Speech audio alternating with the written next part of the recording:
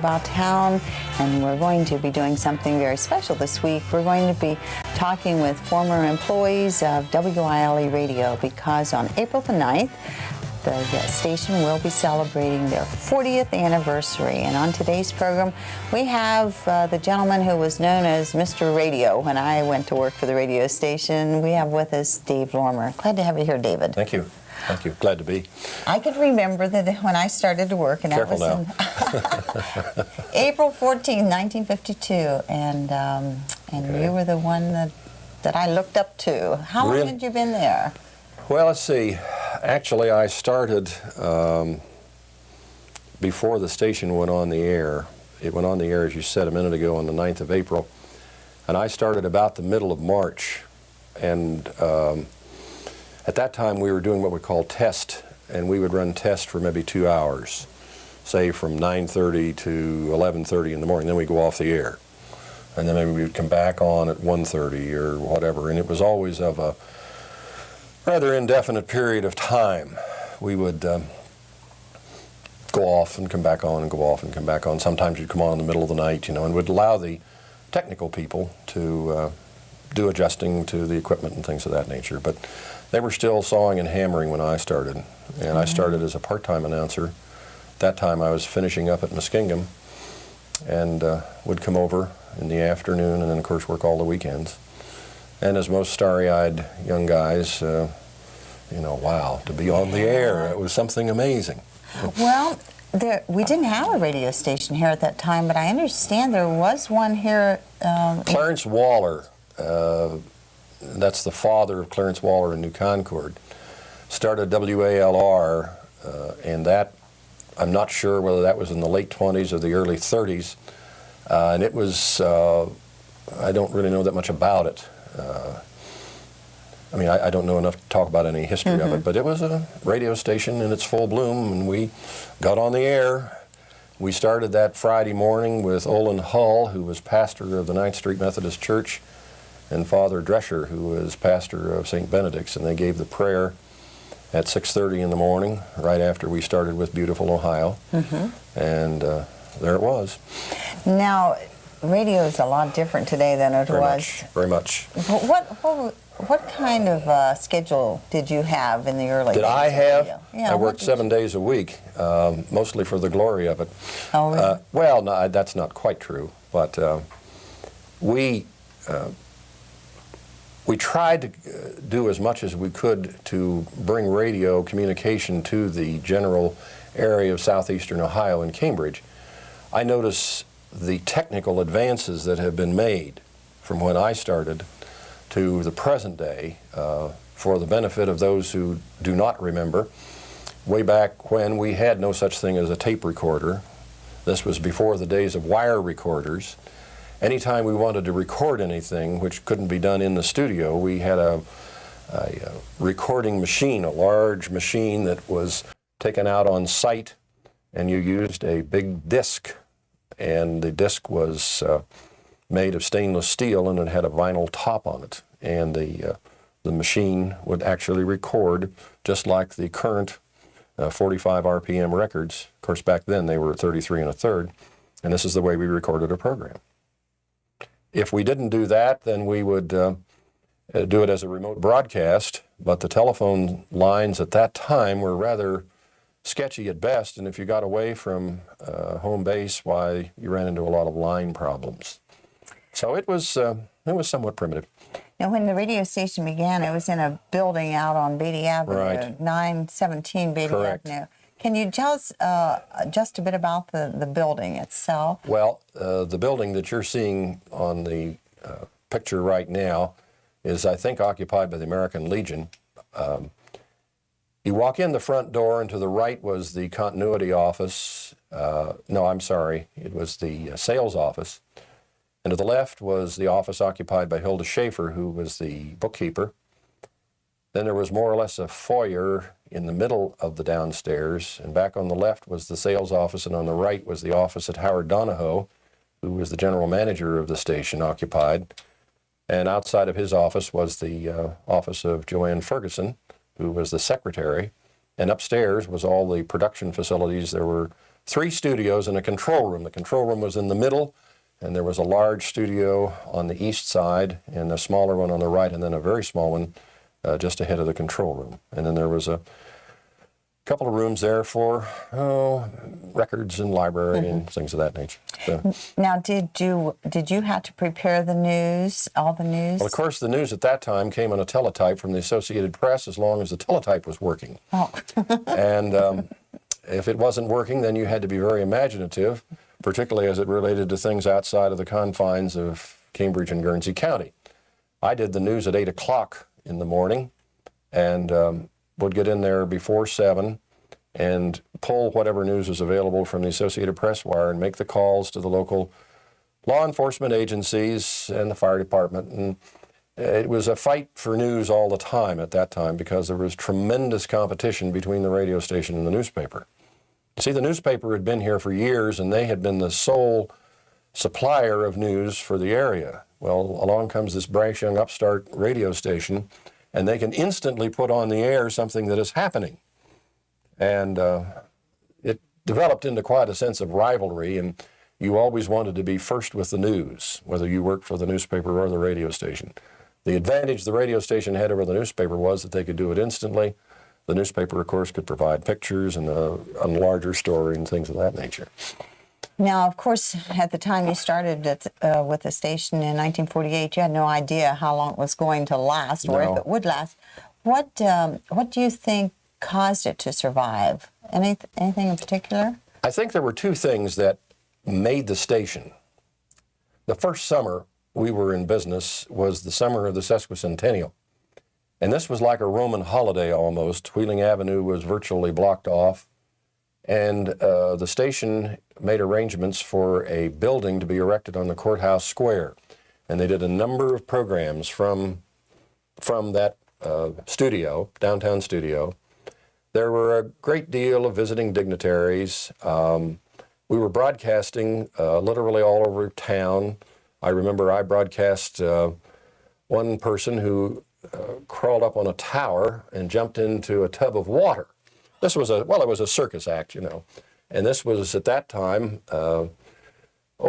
set up right behind where the post office is today. And that was quite a thrill, you know, at 2 o'clock or 3 o'clock on a Saturday afternoon, here comes this circus performer jumping off a tower down into this big tub of water going splash. And you had to be very imaginative in how you described it. And then there were all sorts of events on the courthouse square. The governor was here, and we did a lot of broadcasts of just varying kinds. There was I don't know the name of it now, but it's where 2 fire departments get together, one on one side and the other side, and they hang a can up on a wire and they get their fire hoses, and whoever can knock the can over on this side where they win, you know, it's a water battle or something like that. And we broadcast those. And that, and I think that and the blizzard of 1950, that really made the station. At that time, I lived on Clark Street, and the station normally went on the air at 8 o'clock. And I left walking Clark Street after the big blizzard. This was the Thanksgiving Day blizzard, you know. Are you old enough to remember the Thanksgiving blizzard of 19? Just slightly. Just yes, you were a mere child. I remember it. Yes. Well, you see, when you're like I am, you're playing in the 4th quarter. You know, you can always remember these things. Just as long as I'm not playing in overtime, then that's better. That's right. Anyhow, the engineer left. He and I roomed in the same house on Clark Street, and I walked in, and it took me normally to walk to work about 15 minutes. That morning, it took me an hour and 15 minutes.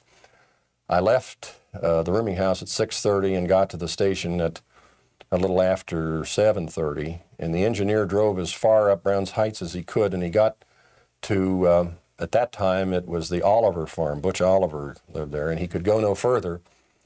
So Butch loaned him a mule, and he rode the mule the rest of the way to College Hill, and we got on the air at about, as I recall, 8:30 or 8:45, and the phone kept ringing incessantly. This is called off, this is canceled, what are the roads like, is it slippery outside? Well, of course, lady, it's slippery outside, just look outside.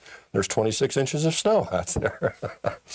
But provided the station with the ability to be a communication force and source. And I think it still does that today.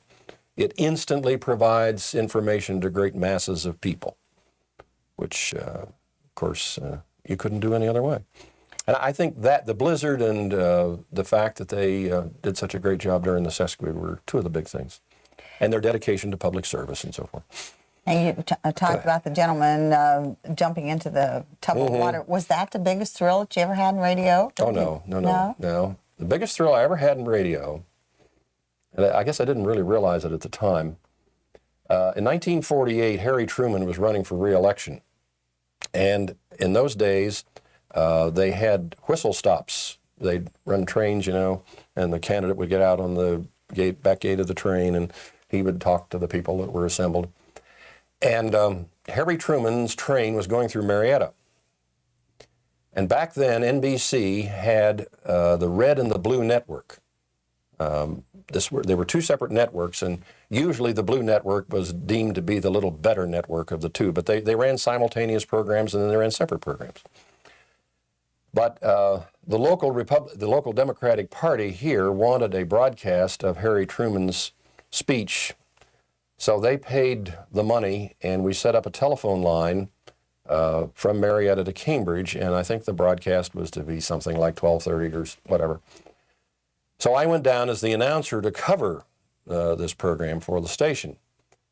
The field announcer that had been sent out by NBC was a man by the name of Floyd Kalber. I think Floyd is retired. I see him occasionally on TV, but I think Floyd is retired. And Floyd took terribly sick just before the broadcast, and they didn't have any other announcers around. So he was feeding the NBC Blue Network out of Marietta. So it fell my task as a young announcer to announce to all and sundry all over the world, ladies and gentlemen, the President of the United States. And of course, I wasn't any closer to Harry Truman than maybe 20 or 30 feet, if that close, and barely saw him because we were off to one side, and the network engineer gave me the cue that it's now time to introduce the President. And of course, you always refer to him as the President of the United States. So that was a big thrill. Yeah. What did you want to do when you went in broadcasting? To be an announcer, news person, management? You did all of them. You get a job. Yeah. Oh, I don't know, Laura. I guess I had aspirations to go on. I always cherished the idea that it would be great to maybe work for WOR in New York or WLW in Cincinnati, the nation's station. Having grown up in the Pittsburgh area, I fashioned maybe I could work for KDKA, the oldest station, or WWL, Loyola University of the South, WSB in Atlanta. Their slogan is still "Covers Dixie Like the Dew." I heard them on the air the other night, and they still play Dixie at 11 o'clock every evening. So I had aspirations possibly to go on. Then I found out that there were any number of people who were far better at announcing than I was that were still out looking for a job. So I seemed content to stay in this area and move on up in the field. Broadcasting has always been fun. I did a bit of television. I didn't do a lot of television, but most of what I did in television was for WBNS in Columbus. I did some individual work for them. I did some individual television work for the Ohio Department of Natural Resources, doing some programs on, was it Smokey the Bear or something like that? Yeah. They were, you would just be the lead-in announcer, and the person who was portraying Smokey the Bear would come on and do the program, and then you would sign it off. And back then, I was paid the massive amount of $50 talent fee just to introduce Smokey the Bear once, and I thought, gee whiz. That's nice. That's nice. That's nice. I want to get some of your comments about the way radio is today, maybe some of the comments on the announcers, the kind of sports coverage we have, news and music. And Well, the technology is so far superior to what we had to work with. And I think one of the most amazing inventions that it's ever been my privilege to see is the VCR revolution, particularly on sporting events. If you didn't see it the first time, they run it again. If the guy goes for a touchdown, then you get to see it again almost instantly. I do feel that they overdo that. We see the reverse angle replay. We see it from the right. We see it from the left. We see it from the top. We see it from behind the goalpost. We see it from the other side of the goalpost. And it gets very repetitious. If I do go to a sporting event, and I go to very few of them, I find that if I'm maybe just turned away at a football game and didn't see the touchdown, I look and see, well, I'll see it on instant replay, but it isn't there. You're watching, but it in flesh. Announcers, well, I think the vast majority of them talk way too much. I think it's kind of peculiar to sports announcers. They over-explain. They almost insult the intelligence of some of the listeners. Please give the listener or the viewer credit for a degree of modest intelligence. They can see what's happening on the field or on the basketball floor or on the golf course. And announcers don't necessarily have to just go on at great length. I think one of the greatest violators of it is John Madden. He over-explains it. Technically, he's probably very, very correct. And who am I to sit and criticize John Madden? He rides around the country in a $150,000 custom-built bus and probably makes 4 times that amount himself. But I think he insults the intelligence of many of the listeners. Just he overtells, he over-explains. And maybe that's just my feeling more than anyone else's. One of the best, who's probably not on the air much now, is Ray Scott. Mm-hmm. He never insulted the intelligence. And, a man would be running down the field and he wouldn't say, well, he's at the 30, the 35, the 40, the 45, and on into the touchdown. He just will simply give you the name of the man going and let you watch. And you can tell that the man's going to go over the goal line. You don't need some announcer running his mouth and telling you all this business. That's just me. Okay, what about today's music? Oh, dear. How different is it from what you played in 1948? Quite a bit. Howard Donahoe, one of the owners of the station, was very adamant about good music. I think we've gone away from it. I don't listen to a lot of radio simply because I don't like the music. And I find myself listening to these, what they call the sweet music stations, It kind of lulls you to sleep. It doesn't challenge you mentally at all. Mm-hmm. But that's just, again, a personal feeling. The radio station must have been doing something right to have survived for 40 years. No question about it. Do you have a final comment on radio station WILE as it is today? I'd like to be around when you celebrate your 50th anniversary. That's only 10 more years. I definitely will be playing in overtime then, but I enjoy the station. I think it serves a great, great public need in this area, and I certainly congratulate them. I think it's a great service, but I wish them the very best. Why shouldn't we? Because, they provide something in the community. You work there long enough, you ought to know. That's right. Well, and I'm sorry that Hilda Schaefer couldn't be with us today. I invited her to come share some reflections with us, but she has the record for longevity at WILE. Right. We thank you very much, Dave Lorimer. Glad to be here. Guernsey Savings Bank, being with us today, talking about WILE 40 years ago. We'll continue after this.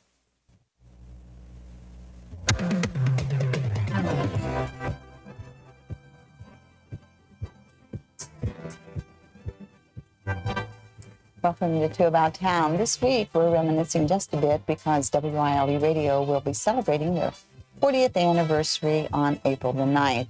On today's program we'll be talking with Donna Schaefer and Bill Coffey about some of the happenings less than 40 years ago. Glad to have you here, Donna Schaefer and Bill Coffey. Thanks. Thank you for inviting us.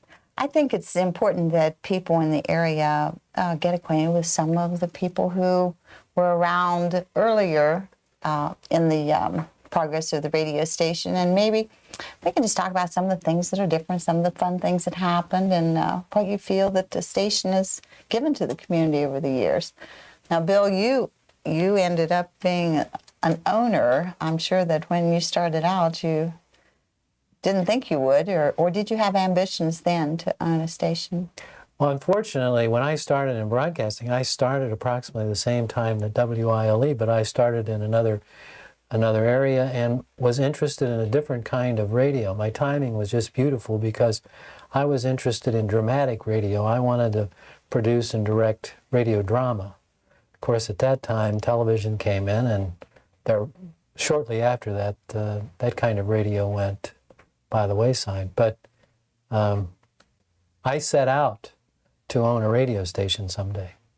And Jim Granitsis and Nick Theodosopoulos and George Wolfington and I were successful in 1967 in being able to buy WILE AM and WILE FM. Donna, when did you start working at the radio station? 6 months after they went on the air. Exactly. They went on the air in April '48. I started October. Did you have training or any experience in radio? None whatsoever. I was a continuity writer. I was hired as a continuity writer. And at that time, there were 3 continuity writers. What's a continuity writer? A continuity writer. We wrote all the commercials. Okay. And there had to be 3 because everything was live. All the commercials were live. Unlike today, everything was live, except the music, and even some of that was live. We had a lot of little bands and groups and so forth, mostly country and western that performed. But we had 3 continuity writers because we had a lot of copy to write. What when you had the live music, where did they perform? Did you have a special studio? Yes, the large studio. There were two studios at the radio station when it was located on Beatty Avenue, and there was one larger, and all the live programming came from there, except for the news, which came from a smaller room. We had a grand piano, and we had a lot of groups with, as I said, country and western primarily. There were several small groups that performed during the week, and then on Saturday, they all came in for one show, and everyone performed at that one. Seems like when I started working there in '52 that we didn't have as many live programs, or I must have faded away or something. Well, at the time that Donna is talking about, tape recorders, well, it was a technology, but not all radio stations could afford that technology because good tape recorders were very expensive. And wire recorders were a real pain in the neck. And as tape recorders became more available, then more programs that would normally have been live were tape recorded. Mm-hmm. And that's what really took away the live programming. We did a lot of remotes in those days, too. Not all those programs came from the studio. We'd go out and do remotes, which were very exciting for the people around the community because they'd never seen a radio station, a program, where it came direct. They only heard them. They never saw the origin of them. So that was very exciting for everyone. There hadn't been a radio station here before, except, I believe, a small station back some years before, but not with the impact that WILE had when we went on the air. Mm-hmm. I think somebody by the name of Waller had, and Was another that name. Byesville? No, there was one right down on Wheeling Avenue, but it was too early for what happened later on with the coming of television, and after World War II, all of these frequencies became available, and Howard Donahoe was really a forward thinker in terms of making radio, instead of something that appealed to the great masses, to be more specifically southeastern Ohio or Guernsey County. There were news broadcasts in early radio, but nothing like you find now. When you were owner of the station, you had a commitment I thought, to the community and getting the local news out. Do you feel that that was initially the desire of Mr. Donahoe? Or? Yes, I think so, and I think we took it even further. We tried to be a part of everything that was happening. We tried not to be we tried not to take sides. We tried to be a medium that was available to air all sides of any kind of question. That can be. We found ourselves in trouble a lot of times because of that, because we refused to take an editorial position, but more of a news position. When you do that, when you try to walk down the middle, then you have an opportunity to antagonize both sides. You have everybody mad at you. But we felt that there should be that radio broadcasting in Guernsey County should be unbiased and not take a position, but to air both sides of any question. Laura, that even became a program or a problem in sales to a point, in that the people of Guernsey County felt that this was their radio station. Many of them. This is our radio station. And when Mr. Donahoe elected to take advertising in adjoining counties, some of the Guernsey County advertisers became very angry about it. They said, "This is our radio station." Well, it wasn't exactly, because WILE reached 6, 7 counties, parts of those counties. And he wanted to be fair and take advertising from there because we reached those counties. But some of the Guernsey County advertisers didn't see it that way. Yeah, there people do feel that they're a part of the business, which is good. I mean, yeah, you want that, wonderful. but as you progress, things do have to change. We even had a newspaper. I remember that. Do you? Oh, Do you remember absolutely. that, Bill? I couldn't remember exactly when that was. Well, I don't Rollin think it was in the Stobie beginning. delivered it. Every morning, yes. Uh-huh. Yes. Did we have a name for that? It was a daily news and weather sheet, and there were those who felt very strongly that it should continue, and there were those who felt it shouldn't. Yes. Are there any I of those remember people something. present? Well, I think we perhaps might have one on each side of that. You didn't like to type it. I didn't type it. Hilda did. Hilda typed it. I remember. And Hilda I used to printed it. type it. Hilda didn't want the paper because the mimeograph machine didn't always work very well. Well, that was people don't understand that when we worked there, we didn't have copy machines. We didn't have electric typewriters. We didn't have computers. We had manual typewriters, and if you needed 8 copies, you did it with carbon paper. And frequently you needed 8 copies That's or right. 16. That's right, and Or everything more. was live. And I wanted to ask you about some of the high points, some of the low points of your time. I don't know whether we've established how long the two of you have worked there. Forever. Off and on. Do you know how many years altogether? I was probably there at different times, a total of 7 or 8 years, I suppose. And Bill, you started in St. Patty's Day. I started on St. Patrick's Day in 1958. That was my first day in Cambridge. And I left for a year to get my degree from Ohio State. And then I came back, it was just about a year, and then stayed through 1983. So somewhere in the 25, 26-year area. Now, Hilda Schaefer, I think, has a record for longevity. I don't know how many years did She started before the station. I mean, she was Howard was a... She was there from the beginning. Before the beginning. They started... I mean, from the inception. Yes.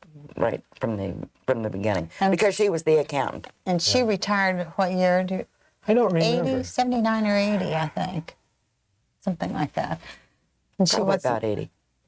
But, And it at one was a long time, she was at the Bradenton station too. Yes. Oh, down. Bradenton, Florida, and here when Mr. Donahoe had the two stations. Yeah. What about high points and low points, Donna? Do you anything? The first thing, the most exciting thing I remember, other than the sesquicentennial, which I think Dave probably talked about, was the election of 1948 when Harry Truman and Dewey were going at it. There was no election. There was an election board in Cambridge, but they didn't have the wire system that we had. So a lot of people were at the radio station the day of the election to get the results as they came in over the wire. As a matter of fact, they were having an election party, and there were a lot of Republicans out there really having a good time until he lost, until Dewey lost, and then it was President Truman. Of course, that confusion was going on all over the country. If you'll remember the picture of Dewey, it says Dewey wins, but he didn't. That was going on all over. Do you remember that, Bill? You weren't here, but I mean the election. I remember I was in Bridgeport, Connecticut, involved with advertising, and I remember seeing Truman come in on his train and thought his campaigning was super. That was the first exciting thing, of course. Through the years, there were a lot. But I was only 18 years old, and I wasn't even old enough to vote. But it was very exciting, an election year, and we were here getting this news over the teletype as it happened, which was a first for the community. How about you, Bill? What things do you remember? There are some, I mean, over that period of time, 20-some years, there are so many things that, good things and bad things, and I suppose we probably felt that we were serving the community about as much during the blizzard of whatever year it was. 78 or 79? 60. 50. 1950. Well, I wasn't here then. It must have been you mean the... There was 78 and 79. There was a bad blizzard, and we stocked up on food, and I stayed overnight, and I had people call. We stayed on until, I don't know, 3 or 4 in the morning, and having people call and just to thank us for being on, because it was I think the wind chill was close to 70 below zero. We had a couple of blizzards like that, and we tried to stay on and be on the air when people needed it. That stands out. Of course, there were a lot of good times. We had the 175th. We were involved with that quite heavily, and the Holiday Inn fire. Dan Eric called at 5 in the morning and said the UPI is reporting a fire, and the AP is calling. They had heard there were several hundred people, and so I can remember going down and verifying just what the situation was and trying to bring the news. It was almost people from the wire services were just speculating almost, and we hope that we helped straighten that all out, because it was a terrible tragedy, but they were making it so much worse and almost panicking people. What about floods? Where the radio station is located, we're surrounded by water. I remember one time you went up in a boat or something, didn't you? Yeah, that was before the station was still at 917 Beatty Avenue, and the wires were down between the transmitter and the studio, and Jay Fisher had a boat, and on 209 we took the boat from the bridge clear up to the yellow house, and then somebody took us up and we went on the air from there. I forgot about that. Yeah. Well, the bridge, they wouldn't let us go across the bridge because there was about a foot of water over that bridge beside the State Highway Patrol. Now, when did WILE become WILE-FM? In '63. One of the reasons for moving out on College Hill was the desire to have good stereo, and at that time it was We could have only had marginal stereo if we continued the studio on Beatty Avenue and sent the signal up to College Hill. So Howard decided the lease was up, let's build up there.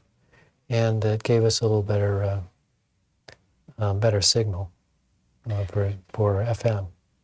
Prior to that, there was just a small building there that housed the transmitter and so forth. The studios were downtown at 917 Beatty Avenue and a transmitter up on College Hill. Yeah. College Hill.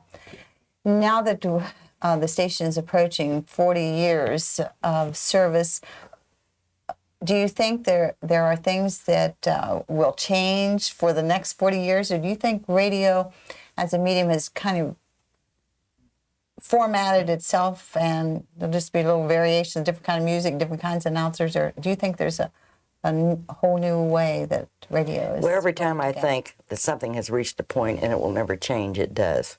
So I don't make statements like that anymore. I think that this radio station has always served the community very, very well.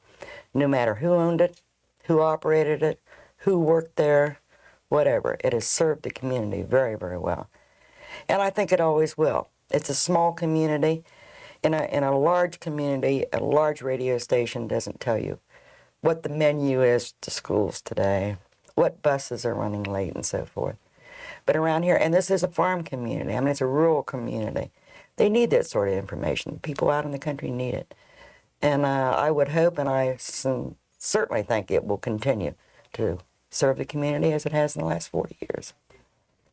I think in terms of formats, it'll probably stay somewhat the same, but there will be improved technology.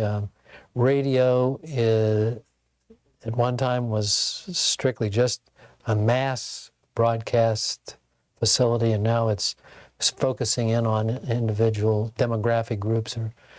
I think that there'll probably be more refinement of that, but I'm like Donna. I would never say that there isn't going to be something new coming along. The equipment is. You mentioned remote broadcasts. You had to have, a truck and several people to carry all. Now you can go with of course, it's going back the other way now with the microwave equipment or microwave. Yeah, microwave. Yeah. You don't use telephone lines anymore, but we'd got to the point where we could carry everything we needed for remote broadcast in a little case. And I think that's going to continue to change. I'm sure that the microphones and everything sounds so much better. We always liked those great big RCA microphones. And then before Grant bought the station, we bought some microphones from him, and they were so much better that we had to retire all the old mics because they... But the new ones don't look as important, Bill. Well, you can't hide behind them. Yeah, that's right. Well, it's been a pleasure talking with Bill Coffey, former employee, owner of WILE, and now with Greensboro Memorial Hospital. Thank you very much, Bill. And Donna Schaefer, wife of John Schaefer, Schaefer Insurance. I'll give John a plug. And she was continuity, traffic, and whatever else there was to do at WILE. Washed the curtains and the windows a couple times. We did that. We did that. And it was a pleasure to work with these two people throughout the years. And you are invited to join WILE in a birthday party anniversary on Saturday at the National Guard Armory, and we'll be cutting the cake at 2 o'clock. So come along and say happy birthday, WILE. We'll be back to continue with Two About Town after this.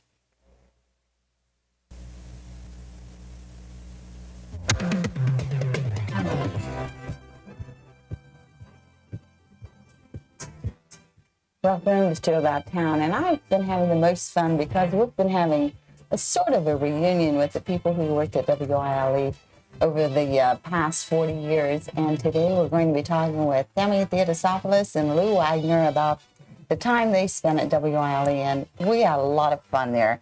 Yes, we did. It's good to have you, Tammy and Lou. Thank you. I'm glad to see that I'm in control today. You are. Okay. Better watch out, Laura. Have your day, kiddo. Have your day. Debbie, I didn't even know that you worked at this station. Yeah, I You worked were there before I came there. Yes, I worked there for 7 years. And I came in 1960 when it was on Beatty Avenue. Well, I was long gone by then. You were gone. I was That's long why gone. the fair couldn't Yeah. have happened. Well, anyway. Told me an interesting story that I knew nothing funny. about. We've had an opportunity to talk with Dave Lorman, Bill Coffey, and Donna Schaefer about some of the things that happened. And I think the people who know you in the positions you're in today will be interested to know what it was like when you worked at the radio station. And Themi, you were my first contact with the radio station. You were my boss when I started working That's there. right. Yeah. That's right. We were working in continuity together, remember? Yes. Yeah. And when did you start then? I believe it was 1949.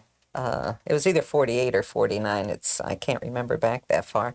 But when I first started out, I started out as a switchboard operator. They had an old switchboard. Switchboard operator, secretary, and part-time continuity writer. Mm-hmm. And then they got rid of the old switchboard. And shortly after that, Donna Schaefer left, so I went into continuity full-time. And I was also secretary to just about everybody there. And then eventually, you came to work, and then when you came to work, I went outside and did traffic and helped you a little bit on continuity, and did a little bit of everything. And then I worked there until just before my first child was born. And I Yes, I remember. And I left to go home to be a full-time mother. And Randy was about, 6 weeks old. And Themi called and she said, Laura, could you come to work for me for 3 months? I'm going to go to Greece. Oh, yeah. So I that's came right. back to work for 6 years, something like that. But that's the way it happened. So Remember, you were pregnant and Marty was pregnant. Oh, my. The stories they used to tell, good Lord. We used to go around feeling tummies all day long. it was fun. Yes, it was. family. And remember B.J. Hazelwood? Do you remember Yes. B.J. Hazelwood? Mr. Hazelwood was our janitor, and he did Yes. the 745 He was our confidant spatial. also.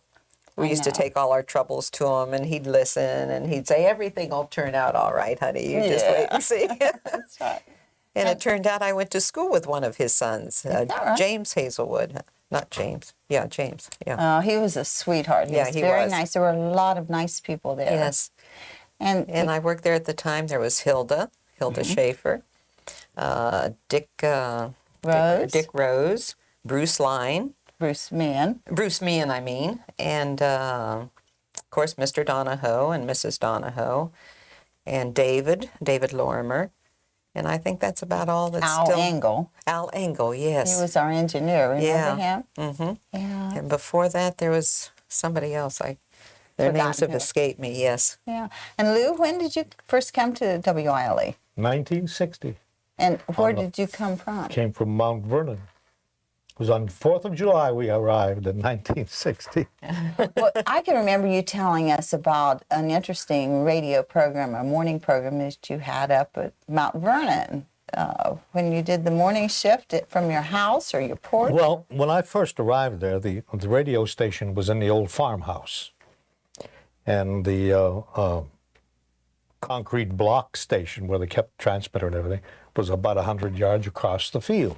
Oh, it wasn't it on Beatty Avenue? No. This This was in Mount Vernon. Oh, in Mount Vernon. Yeah. Okay. And but they had plans already. The Zelkowitzes had the station. They had plans already of surrounding that block building with enough extra building to make a studio.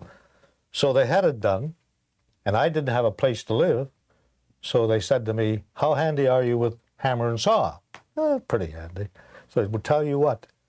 If you naughty pine the walls and hang the ceilings and do this and do that, we'll let you have this farmhouse for $60 a month for a couple of years. So I did. But the line stayed in from the blockhouse to the studio because the big studio was a living and dining room, fireplace and all this. So that's where we broadcast from every morning. I built a console And my sons were a part of the show every morning. The dog was part of the show. And my wife at that time was part of the show. The boys would be having breakfast, getting ready to go to school, and you could hear them clattering at breakfast time. And then people would tell us that the dog was barking, and their dogs would start barking. You know. And we did a Christmas program from there that the kids couldn't understand where that was coming from. And they'd come up there and look for us, but they didn't know about the farmhouse. And we had Mrs. Santa Claus falling off the antenna in the snow and all this stuff. A lot of fun. At WILE, people liked it when you did the make-believe ballroom. Yeah. Has big band music always been your favorite? And I still have records. And I play them at home.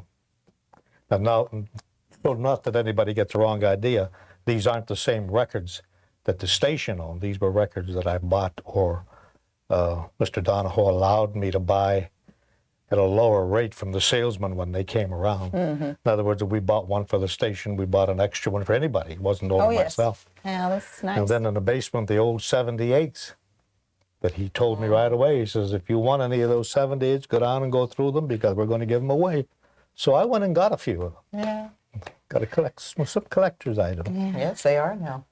What do you remember as high points or low points during your time at the radio station? The high points. I had so many high points at the radio station. I really enjoyed it. I would say doing a program with Bill Kramer at one time for the State Theater. We did a 15-minute program. I really enjoyed that. I was terrified at first, but Bill was the type that put you at ease, and I got so that I really enjoyed that. But I enjoyed every facet of my responsibility at WILE. I enjoyed working for the Donahoes. They were so considerate, and he was like a father image, and Mrs. Donahoe, we always called her Honey. She was more like a mother image to us all. And the people there were so enjoyable to work with that I really can't name a big highlight there. I just enjoyed every day. The low point was, I'll never forget, one day Mr. Donahoe was having a meeting and he called in his girl Friday to take shorthand. And I swear somebody must have put the evil eye on me. My hand stayed on that pad and it wouldn't budge. He was wanting me to read back the notes, and here I am struggling to make a character, and I couldn't. That was the most embarrassing moment of my life. It really was. What about you, Lou? You remember some? Well, my first hitch with the ILE was only 6 months long. Then I went into business, and shortly again thereafter I went to work to help out at WHIZ in Zanesville. And one day I decided this is enough of this, running back and forth every morning, doing the business. And I got back home and I called Mr. Donahoe and I said, it sounds like you need some help up there. He said, yes, I do. When you're ready to start, I said, I'll be there tomorrow morning. And I stayed for 7 years then after that. Yeah. That's how long I was there, 7 years. And you, of course, I don't think you really enjoyed tell and sell, but you used to do it. Well, at times it was enjoyable, but other times it... It wasn't.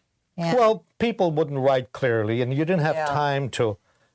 really, I didn't have decipher. time to decipher everything. Yeah. Like I learned from tell and sell what a bobish was. I never heard of a bobish. That was the little things that hung off the Cambridge glass thing. Cambridge. And somebody had some for sale. And yeah. I didn't even pronounce it right, and somebody called it. or something, was yeah, it? Bubichet. Like Is that right? I remember Bubishy or something like that. Yeah. I never heard of it in my life. And of course, I think you were an advocate of what we call easy listening music. You really liked it the best, didn't you? You still do. Well, I liked the other two. I tried to mix it up, especially if it had a little dancing foot movements to it. And I have a lot of these records. I play them. I get out the old 45s and put them on a stack and let them go. Do you ever wish you were back in radio? Well, this is going to sound funny, but it's not meant to be. sometimes you hear things, like there was one man here many years ago that couldn't say steel mill, but he could say steel an item, but he couldn't say steel mill. I say steel mill. And that always struck me funny, that why can't that man say steel if he can say steel something, why can't he say steel mill? And some of these things, of course, times have changed, and sometimes you wonder or you think back, well, I didn't do it that way. But everybody goes through that stage. Yeah. Yeah, sometimes I wonder why I don't get back into it or attempt to, but I'm too busy right now making people happy out in the streets of Cambridge. And your definition of happy is not the same as ours. No, not exactly. Not exactly, but they'll be happy when I retire, which will be at the end of this year. You are planning to retire this year. The end of this year. Oh, then you'll just have time for golfing and all that stuff. Golfing and maybe come back in the radio business. Who That'd knows? be good. That'd be good. Demi, you liked it so well that you ended up being a part owner of the station. Was there a difference? So did you look at the business in a different light when you're the owner than when you're an employee? Oh, yes, naturally. When you're an employee, I enjoyed my work and just had the responsibilities, really, of being an employee. But when you're the owner, you worry a lot more. And, of course, I wasn't in the station, per se. We just owned it. We had nothing to do with the operation of the radio station. Bill Coffey was in charge of that. And there were a lot of things that I would have liked to have changed. But when you're not active in it, this is what I found most frustrating. If you're not active in it, then you can't make the changes that you would like to. So I think that's one reason why when we got the opportunity to sell that we did. It was very frustrating for me not to be able to do the things that I thought should be done in the radio station. I mean, it still is a delightful radio station, and but everybody has their own viewpoint as to how they think things should be run. And no two people are going to think exactly alike, naturally. And Bill did a magnificent job. It's just that you feel that, you'd like to change something. And you can't get in there and do it unless you're actively working in the station. What do you feel that the station has contributed to the community in the past 40 years? Or what has been the force behind it that's kept it going? Or why are they able to celebrate 40 years? Well, I think the reason they're able to celebrate 40 years, Laura, is because they've always responded to the needs of the community. When there's an emergency, the radio has always been one of the first to assist. Whenever anything in the community that is, if it's a disaster or whether it's a momentous occasion, the station has always been there to help out. And I think we all get mad at it once in a while. I don't think that there's any radio station on earth that's perfect, that all the people in the community are satisfied with it. But by the same token, you know that it's there, it's a friend. It's the first thing I turn on when I get up in the morning. And I like the companionship that the radio gives me. And I just enjoy the radio, and I think that's the way most people are. They feel like it's a friend. Lou, what about you? Well, anything that lasts 40 years, like I've been here now 38 years. That's a long time, 40 years. And if it survived, there has to be a real good reason for it. Like you say, many things we didn't like or wanted to change. I felt the same way many times, but they were always there. That was the big thing. Mm-hmm. It was a public service. They're committed to the community. Yes, they are. And I think they do a tremendous job. And I can see that in the next 40 years, they'll be out more involved. Oh, I think so. I think you so, would Laura. probably even have somebody on the moon by then, That could be. broadcasting. I think that the radio brings you closer to your community. If you want to know what's happening right now, you turn on your radio and you know what's happening. And this is the most important function of the radio, is to bring the events of the community into your home. And that's what it does. And I think it does it well. One of the little criticisms that I don't think is fair, when people hear the weather, and they say, well, that guy up there on the hill, he said it's 42 degrees, and we live way out here in some place, and we looked out at our thermometer, and it was something else. But what people don't understand is that the weather forecast itself is not made at the station. It's made for the area, and what else can you do? But the temperature is always 5 degrees colder up on the hill than it is downtown. We thank you so much, Lou Wagner and Themi Theodosopoulos, former employees at WILE Radio, and we invite you to come join us for a birthday anniversary celebration on Saturday afternoon beginning at 2 o'clock at the National Guard Armory. We'll be cutting the cake and having a lot of fun. And we'll continue with Two About Town after this.